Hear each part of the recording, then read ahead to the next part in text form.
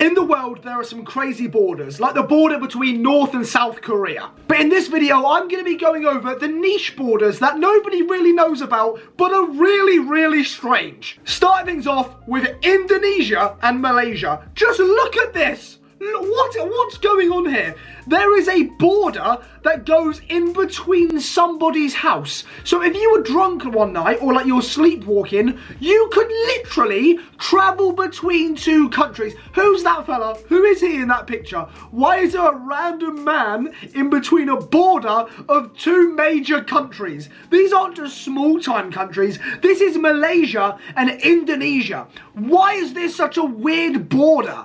I mean, just look in the background. They've got tables and chairs set up. You could walk to Malaysia, have dinner, walk back and be in Indonesia. What is that about? No passport control. No, I want food in Malaysia today. Let me just walk over my front room. Oh, I'm here now. Well, weird. Next up, we have Mexico and Guatemala.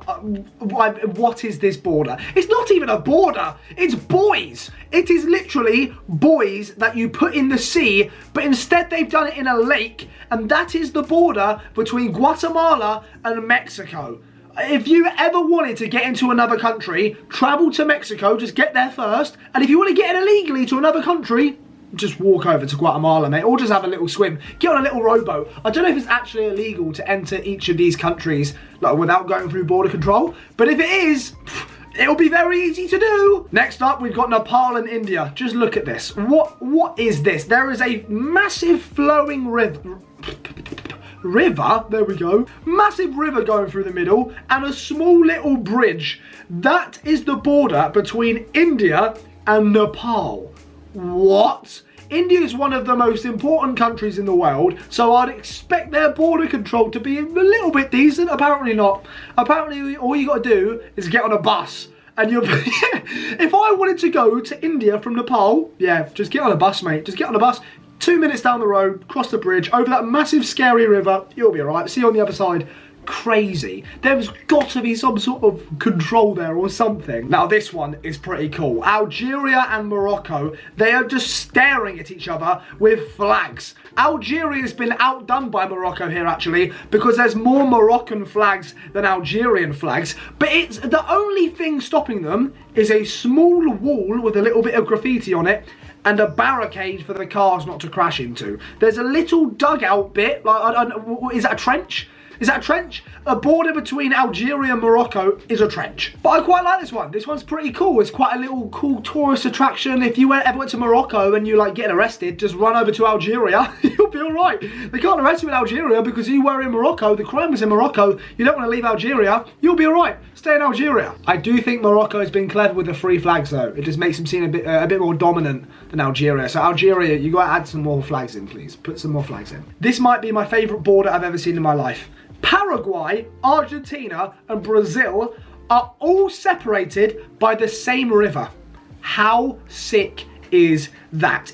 I genuinely think there's got to be some sort of speed run here to see how quick you can go from Paraguay to Argentina to Brazil, just swimming. There might be some crocodiles or some scary Amazon things in there, but you'll be alright. If you could swim from Argentina to Brazil, then Brazil to Paraguay, then back to Argentina, you've been to 3 countries in the space of what? How long would that take? 20 minutes? If you get a good little tide as well, you can probably do it like 5. There has to be a speed run. Somebody let me know in the comments down below if there's a speed run for this. If not, if we get 100,000 likes on this video, I'll do it.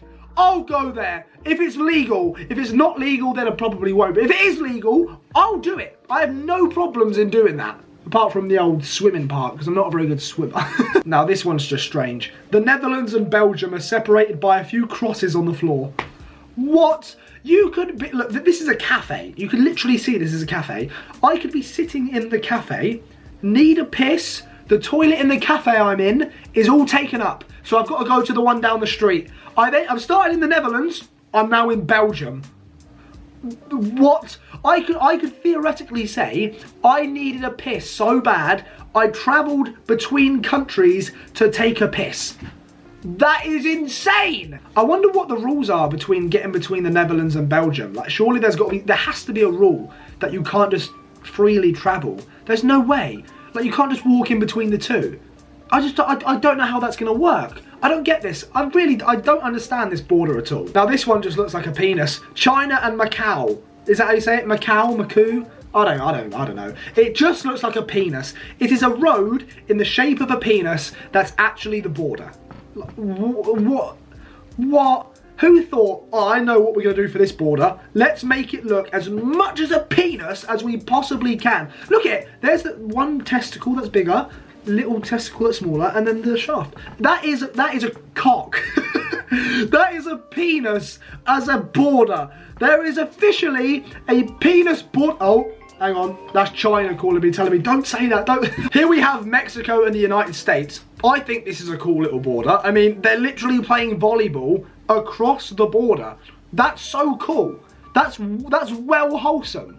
I love that. That is so wholesome. Big fan of this border, actually. I'm giving this like a 9 out of 10. I haven't rated any of these borders yet until now. This is a 9 out of 10 border. I like this a lot. Very wholesome, very playful, and this is how you unite people, by playing volleyball across borders.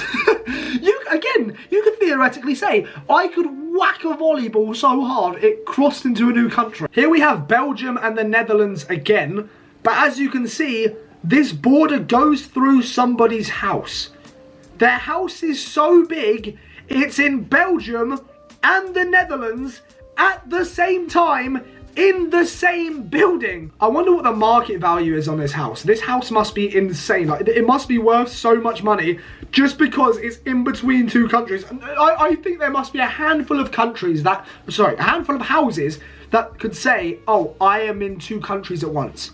You could go to the kitchen in the Netherlands and then go into your room in Belgium. Where do you pay tax? Where do you pay tax for this house?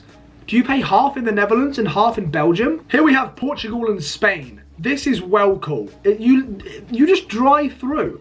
I mean, Spain and Portugal, obviously, like, they get along, I think. I'm pretty sure they do. But I didn't know they got along that well. Like, that's like the same as England and Scotland. You can just drive through to Scotland. I did not know you could do that to Portugal and Spain. The road difference is actually quite funny. In Spain, the road looks really nice, like dual carriageway. It's like really, really nice. No potholes, no nothing. You get into Portugal, single track lane. Looks like there's loads of potholes down the end. Doesn't look like a great drive, to be honest. Why is that a thing? Why have Portugal gone, yeah, Spain can one-up us here massively by having a great road, but as soon as you get to Portugal, it's going to be horrible. Canada and the USA. This is cool. There's literally just a white line between them. Canada obviously gets along with the US gets along with Canada. It's a bit like Scotland and England, Wales and England, you know, they could just drive to each other. I didn't expect this to be with the USA though, because obviously their border control is very strict. Right, and last but not least, Cameroon and Nigeria. This is strange. They've just got like a fence. They have a massive long road and then a fence. So do they shut the fence to keep people out? But surely you could just like pole vault over the top or just climb over the top, because there's no watchtowers or anything. And why does Cameroon look so much more green than Nigeria? Nigeria looks like their grass has not been watered, whereas Cameroon's does. Does the rain just stop at the border? Does the rain go, oh, hang on, there's a border here. Let's not rain on Nigeria.